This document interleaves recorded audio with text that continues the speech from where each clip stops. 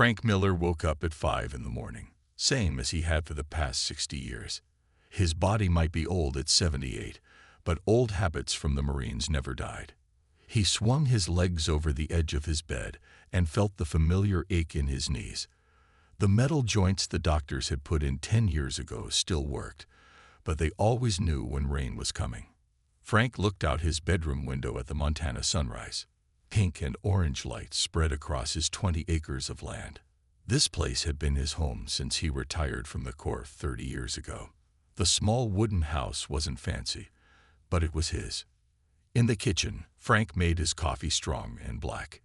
His rough hands, marked with old scars and new liver spots, wrapped around the warm mug. Through the window, he could see his vegetable garden needed work today. The tomatoes were coming in nice, and the corn was tall. After breakfast, Frank put on his worn jeans, flannel shirt, and the old baseball cap his son had given him years ago. His son lived in California now with his wife and kids. They called every Sunday and visited twice a year. Frank missed them, but he was used to being alone since his wife, Mary, passed 5 years back. Outside, the morning air was cool and fresh. Frank walked slowly but steadily to his shed and got his gardening tools. His back hurt less if he kept moving. As he worked in the garden, pulling weeds and checking his plants, he hummed old songs from his youth. By noon, the sun was high. Frank went inside for lunch, and to escape the heat, he made a simple sandwich and sat at his kitchen table. On the wall hung photos of his life, his wedding day, him in uniform, his son's graduation, and pictures of his 3 grandkids. Good memories. The afternoon passed with Frank fixing a broken fence post and oiling the hinges on his front gate. When evening came, he sat on his porch with a glass of whiskey, watching the sunset. The mountains turned purple in the distance. This was his favorite time of day. After a simple dinner, Frank washed the dishes and settled in his living room. He turned on the old TV but kept the volume low. The news talked about strange lights seen in the sky over several states in the past week. Frank didn't pay much attention.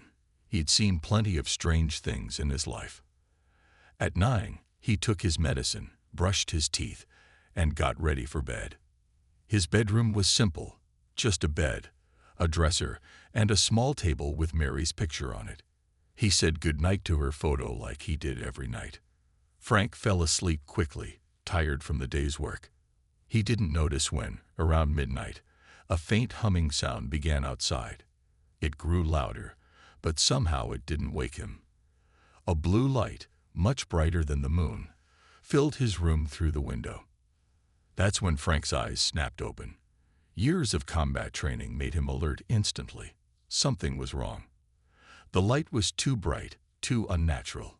He tried to get up, to reach for the old revolver he kept in his bedside drawer. But he couldn't move. His entire body was frozen, like he was pinned to the bed by an invisible force. The roof of his bedroom seemed to disappear. The blue light became blinding. Frank tried to yell, but no sound came out. He felt himself rising, the bed falling away beneath him. As he floated upward, he caught a glimpse of something massive hovering above his house. Metal and lights, bigger than anything he'd ever seen. Frank's last thought before losing consciousness was not of fear, but anger. In all his years of fighting, no one had ever caught him so completely off guard. And Frank Miller wasn't a man who liked to lose. Frank woke up feeling cold. His eyes opened slowly, and he blinked several times. This wasn't his bedroom. The walls were smooth and gray. The light was too bright and came from nowhere he could see. He tried to move his arms, but they were held down by metal bands. He was lying on some kind of table. It felt hard and cold against his back. Frank took slow, deep breaths. Panic wouldn't help him now. He needed to think clearly. A door slid open with a soft hiss. Frank turned his head as much as he could. What he saw made his heart beat faster, but his face stayed calm. 2 creatures walked into the room. They looked like giant insects walking on 2 legs. They had blue, shiny skin that reminded Frank of beetle shells. Their heads had large eyes that seemed to shine. One of the creatures stepped closer to Frank. It held something that looked like a small metal box. It pressed a button, and the box made a humming noise. Human male. Age: 78 Earth years. Physical condition: damaged but functional, the creature said. Its voice sounded strange, like several people talking at once. I am Commander Zord, the creature continued. You are aboard the Vraxian research vessel. You have been selected for testing. Frank said nothing.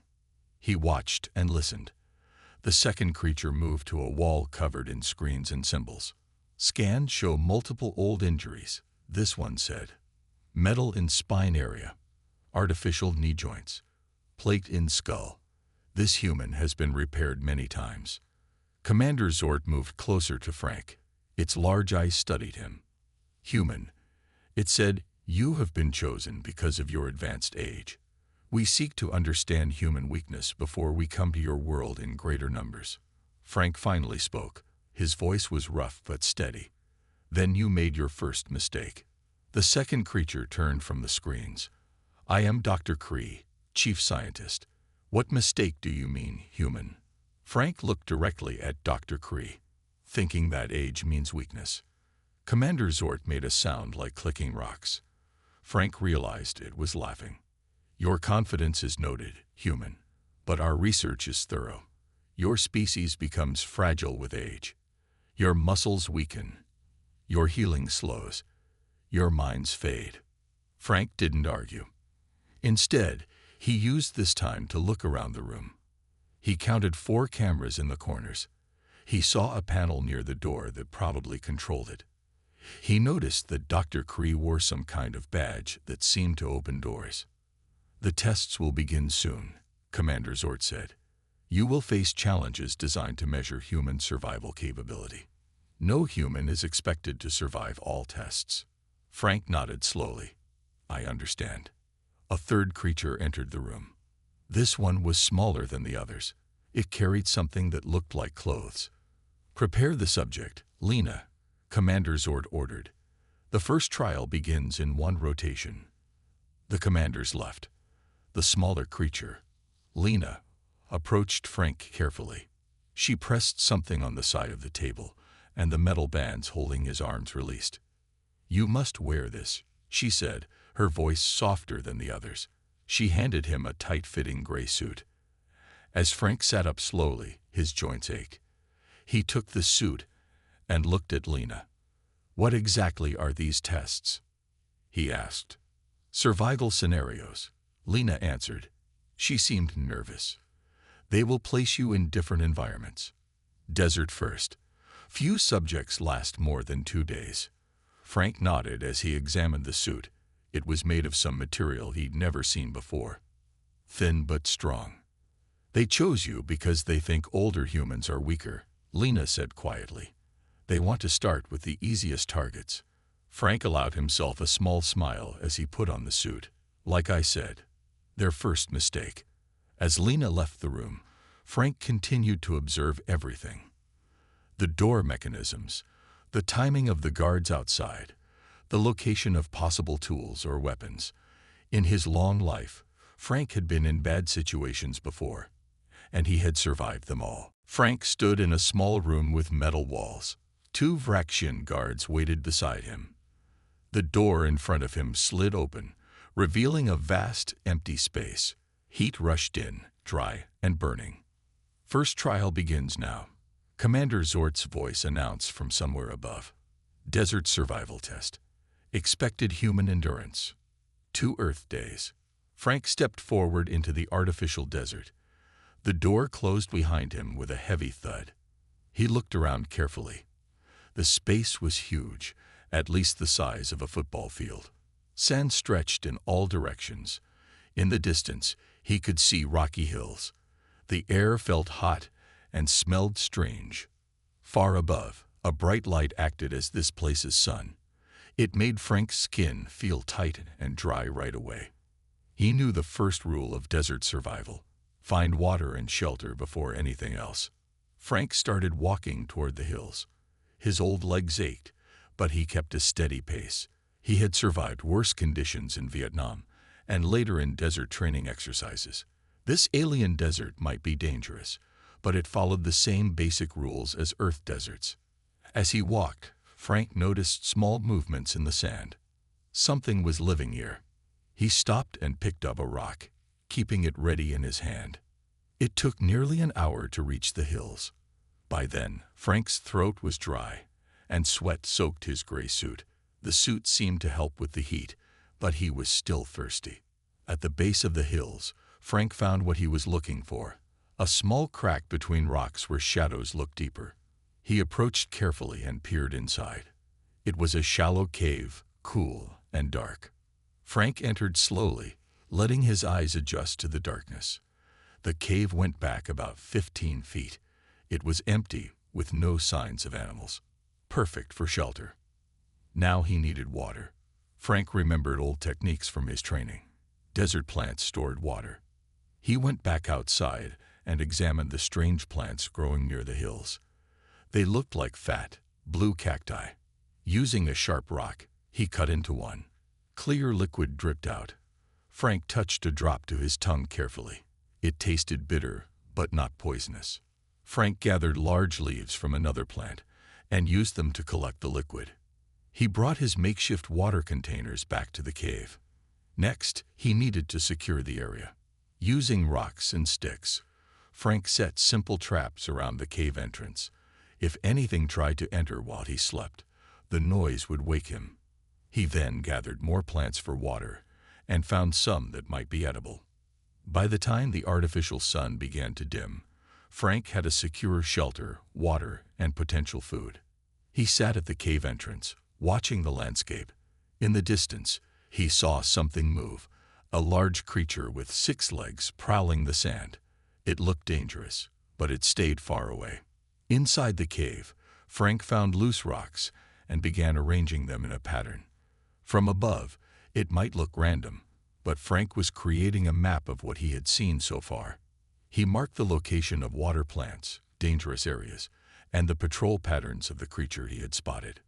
Night in the desert was cold. Frank used more leaves to make a thin blanket. As he prepared to sleep, he heard Commander Zort's voice again.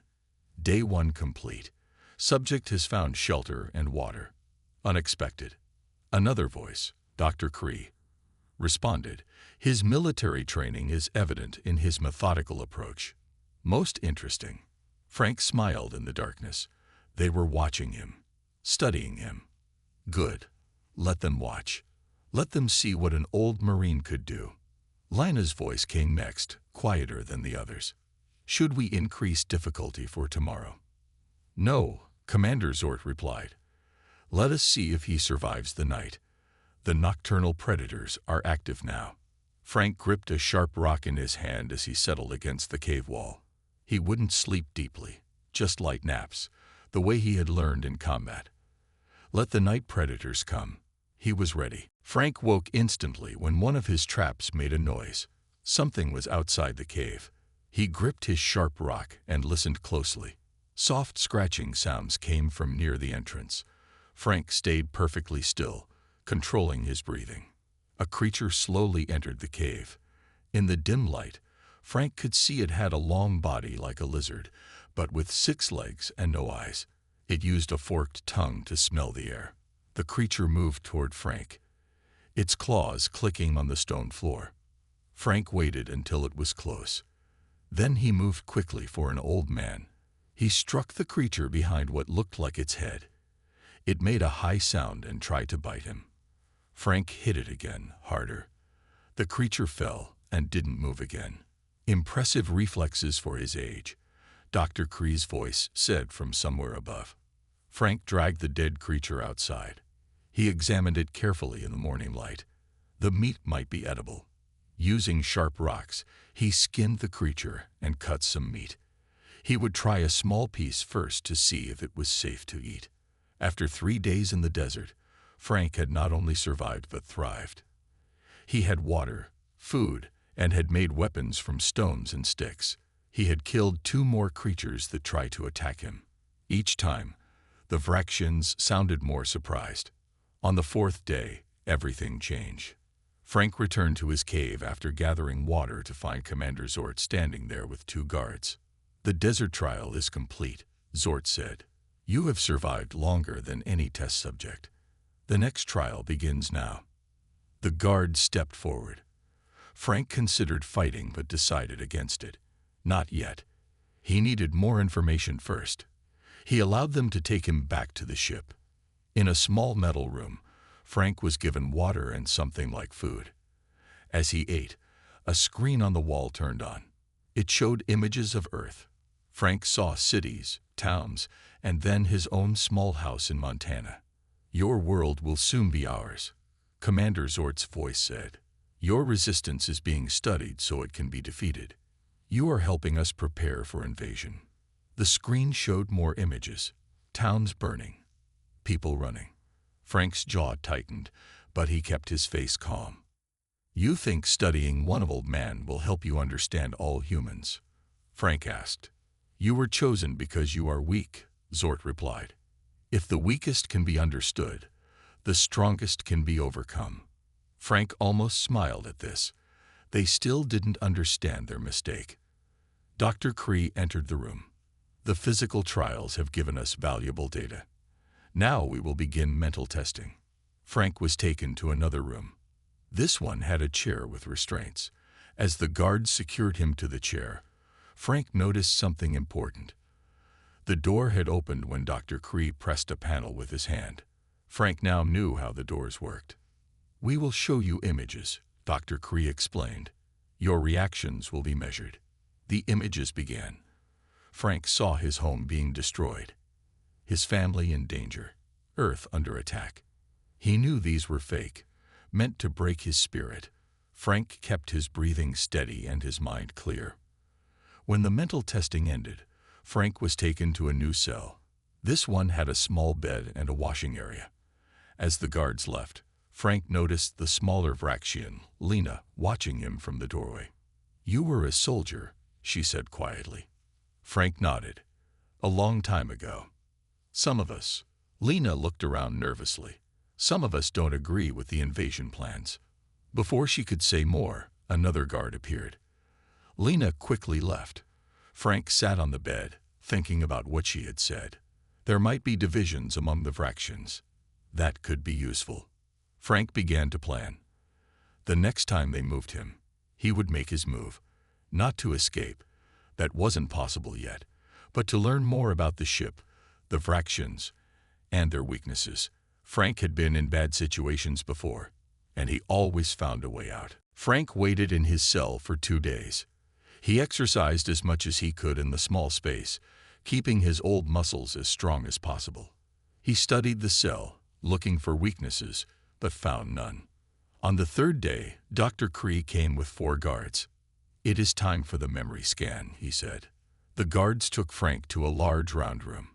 In the center was a chair with a strange helmet above it. Screens covered the walls. "Sit," Dr. Cree ordered.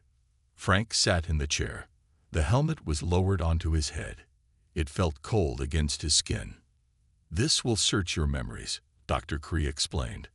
"We want to understand human warfare techniques. Your thoughts will appear on the screens." Frank stayed calm. This might be bad. If they saw his military memories, they would learn he wasn't just an ordinary old man. The machine hummed. Frank felt a strange tickle in his mind. On the screens around the room, images began to appear. Frank as a young man in a Marine uniform. Frank in a jungle, carrying a rifle. Commander Zort entered the room and watched the screens with interest. "What is this?" The subject was a warrior. Dr. Cree adjusted some controls. "It appears so. Let us see more."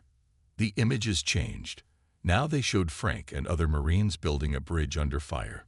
Frank setting traps in the jungle. Frank teaching younger soldiers how to make explosives from everyday items. "This human was part of a special unit," Dr. Cree said, sounding surprised. "Combat engineers. They build and destroy." Commander Zort moved closer to the screens. "We made an error in our selection. This is not a typical weak elder." More memories played on the screens. Frank in later years, teaching military classes. Frank working with explosives. Frank studying maps and planning missions. Dr. Kree turned to Commander Zort. This explains his survival skills. He has extensive combat experience. Frank kept his face blank, but inside he felt satisfied. Now they knew. They had chosen the wrong human to test. Commander Zort paced around the room. This changes our approach. This human has valuable tactical knowledge. We will extract all of it before the final tests. The memory scan continued for hours. Frank couldn't stop it, so he didn't try. Instead, he kept his thoughts focused on basic training information, things any military would know. He tried to keep his more specialized knowledge hidden deep in his mind. When the scan finally ended, Frank was exhausted. His head hurt.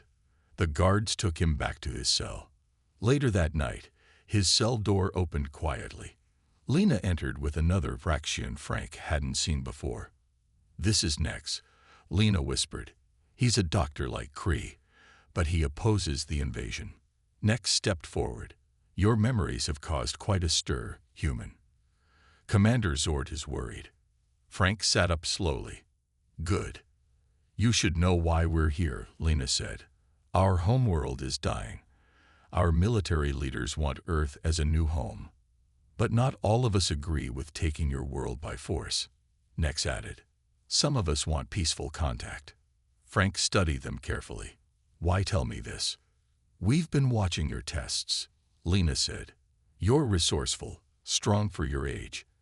Maybe you can help us stop the invasion." Frank thought for a moment.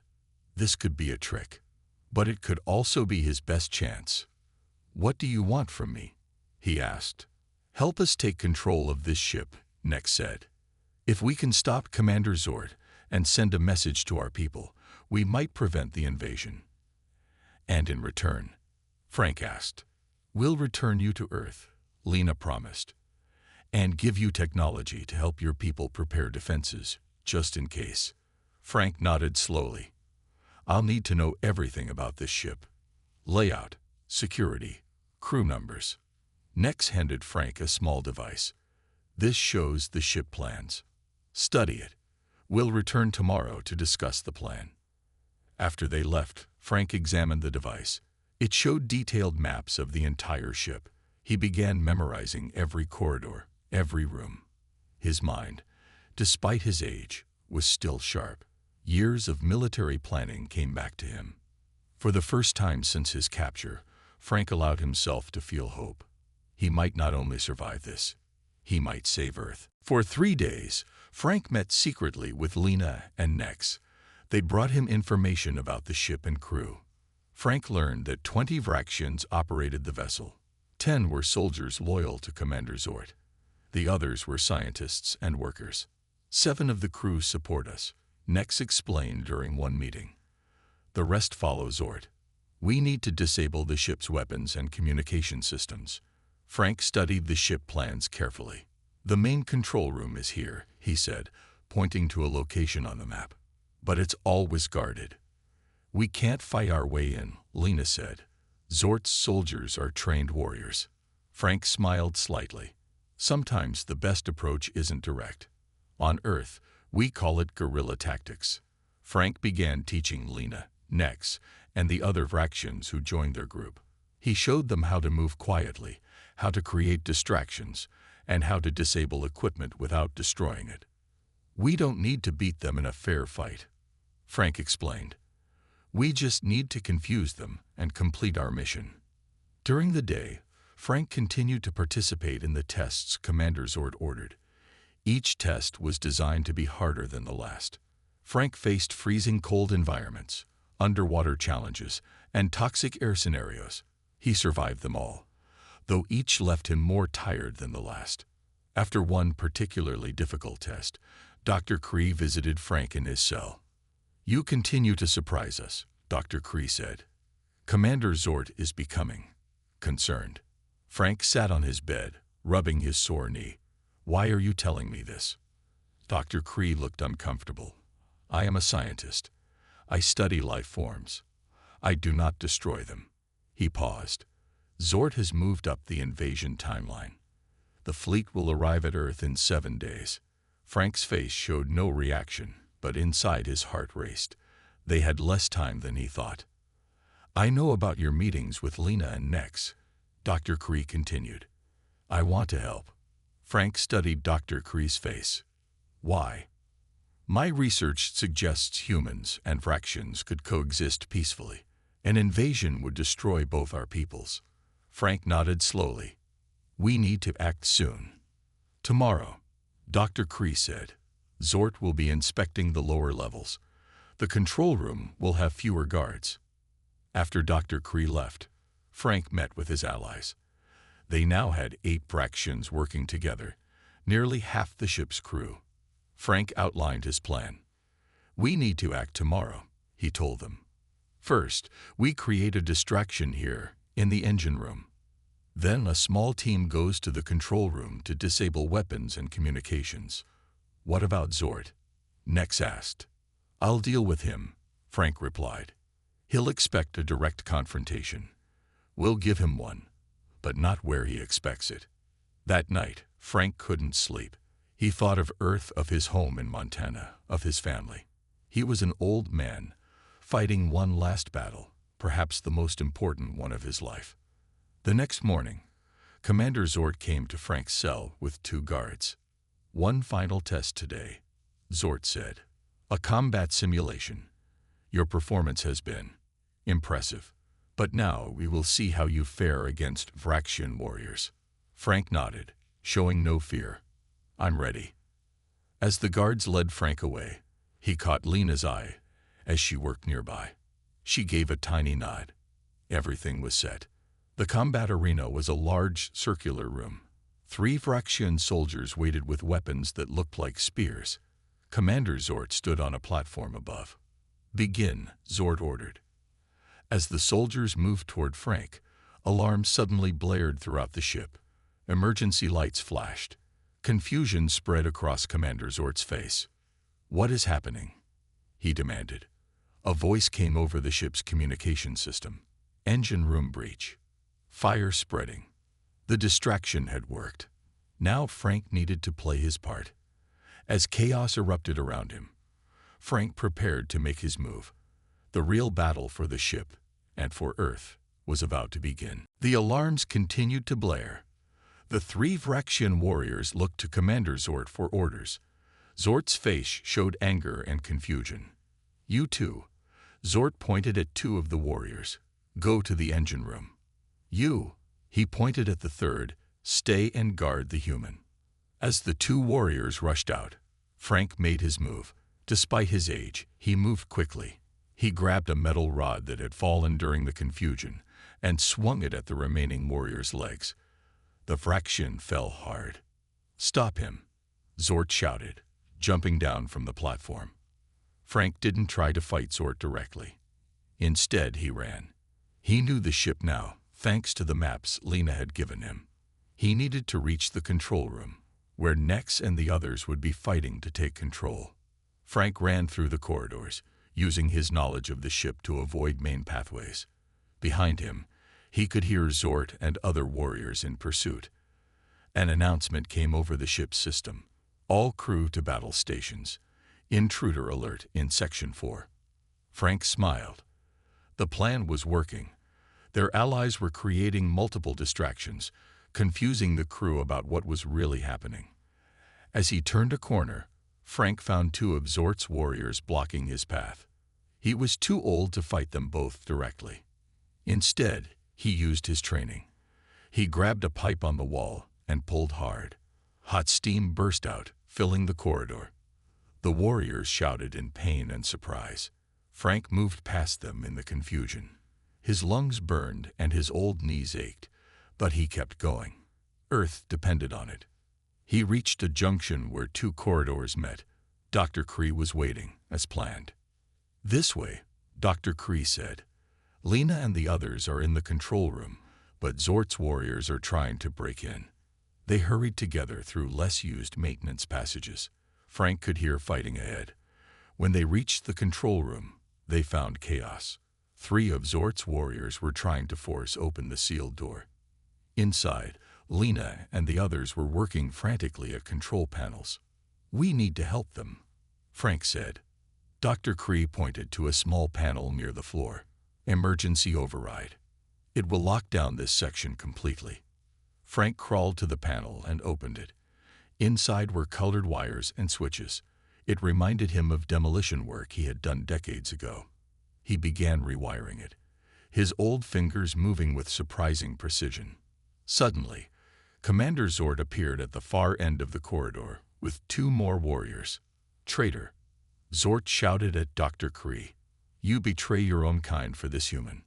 Dr. Cree stood protectively in front of Frank. "I stand for peace. This invasion will destroy both our species." Zord and his warriors charged forward. Frank worked faster on the wiring. Dr. Cree tried to hold them off. But he was a scientist, not a fighter. The warriors knocked him aside easily. Just as Zord reached for Frank, the wiring sparked. Emergency doors slammed down throughout the section, separating Zord from Frank. Only Frank, Dr. Cree, and one of Zord's warriors were left in the small area outside the control room. The warrior attacked Frank, knocking him against the wall. Frank felt pain shoot through his old body, but decades of combat training took over. He ducked the next blow and used the warrior's momentum against him, sending him crashing into the wall. "Get the door open," Frank told Dr. Cree, who was struggling to his feet. Inside the control room, Lena saw them through the small window in the door. She worked the controls to let them in. The door began to slide open, but too slowly. The warrior recovered and charged at Frank again. This time, Frank couldn't move fast enough.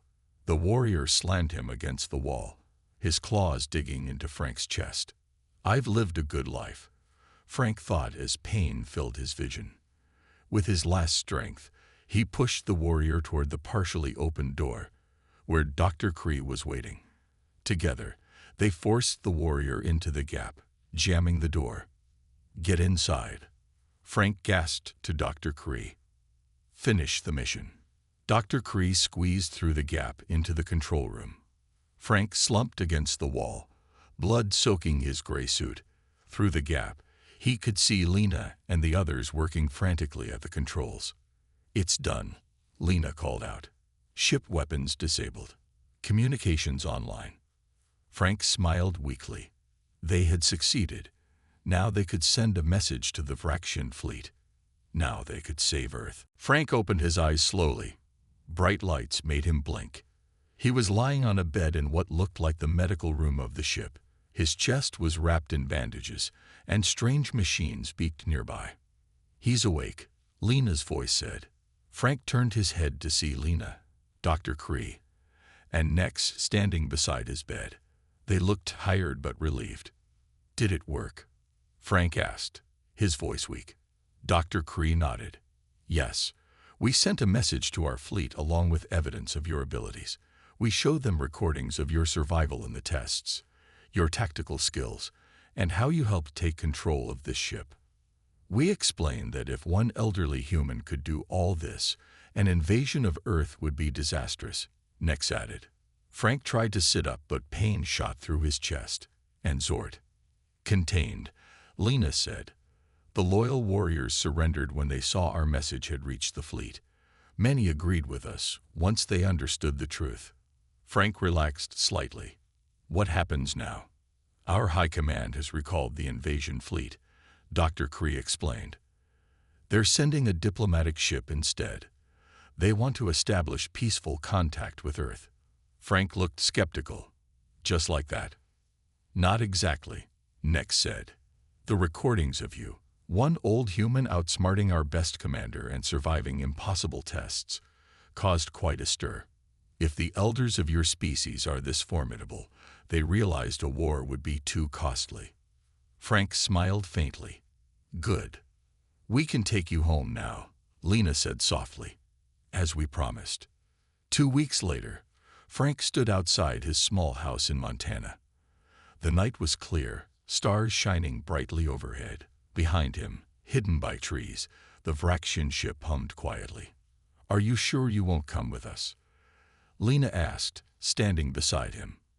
You would be honored among our people." Frank shook his head. "I'm an old man. This is my home." Dr. Cree approached, carrying a small metal box. As promised, technology to help Earth prepare. Not weapons, but shields, medical advancements, and communication devices. Frank took the box. "I know some people in the government. Good people who will use these wisely." "The diplomatic ship will arrive in 1 Earth year," Nex said. "By then, your leaders can decide if they want formal relations with our world." Frank looked up at the stars again. "And Zort. He will face justice on our world," Dr. Cree said. "His actions endangered 2 species." The 3 Vraxians said their goodbyes. Lena touched Frank's shoulder gently before leaving. Frank watched as they walked back to their ship. Soon, it rose silently into the night sky and disappeared among the stars. Frank went inside his house. Everything was exactly as he had left it weeks ago. It felt strange to be back, to know that life on Earth continued normally while he had been fighting for its future in space. He placed the metal box on his kitchen table and sat down heavily. His body still ached from his wounds, but the Vraxian medicine had worked wonders. For an old man, he felt pretty good. The next morning, Frank called his son in California. "Dad, where have you been? We've been worried sick." The police looked everywhere. Frank smiled. "It's a long story, son. How about you bring the family for a visit next week? I've got some amazing things to tell you." After the call, Frank walked out to his porch and looked up at the blue sky. Somewhere up there, the Vraxian ship was heading home with a message of peace instead of war, all because they had made one simple mistake. They had targeted an old man from Earth, and they had deeply regretted it. 6 months later, Frank sat in a secret government facility, explaining alien technology to wide-eyed scientists and officials. They called him a hero. He'd just call himself lucky. "Sir," a young military officer asked, "how did you manage to overcome an advanced alien civilization?" Frank smiled and tapped his temple. "They thought age meant weakness. They didn't understand that with age comes experience. And some things, like courage, determination, and cleverness, don't fade away with time." As Frank left the facility that evening, he looked up at the stars again. Earth's first contact with alien life had nearly been a disaster. Instead, it had become a new beginning, all because the aliens had chosen the wrong person to underestimate.